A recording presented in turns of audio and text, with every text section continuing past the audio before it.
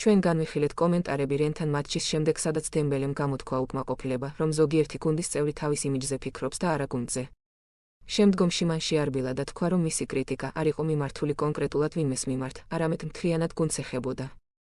ფეხბურთელებს შორის არანაირი მტრობა არ არსებობს, ეს განცხადებები ერთგვარი ჩარევის სახით გაკეთდა, რათა გუნდს იგივე განწყობა გამოეჩინა, რაც გასულ სეზონში მნიშვნელოვანი მატჩების წინ ჰქონდა, დასცინა უსმანმა, ვიტიმ კი პირდაპირ თქვა, არის შემთხვევები, როდესაც აუცილებელია პასის მიცემა ყველაზე ხელსაყრელ პოზიციაზე მყოფი მოთამაშისთვის.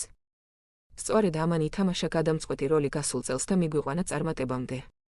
100%-ით ვეთანხმები. რამდენჯერ შევძახე თამაშის ყურების დროს ავტომატიურად, პასი დროზე და მეორე კიდე, მიაქციეთ ყურადღება ბურთის გადაცემა როგორ ხდება ფლანგიდან ფლანგზე. ბურთა 4-ვე დამცველი ან ნახევარდამცველი უნდა გაიაროს, რომ ფლანგზე გადავიდეს. მერე უკანა გზაზე იგივე. რატომ? სტატისტიკა. გადაცემების სიზუსტე 80%, ბურთის ფლობა 80%, ყველაფერი ორჯერ-სამჯერ უკეთესი მაჩვენებელია, ვიდრე მოწინააღმდეგის აქვს, მაგრამ გუნდი აგებს, ნახოთ რას იმოქმედებს ენრიკე.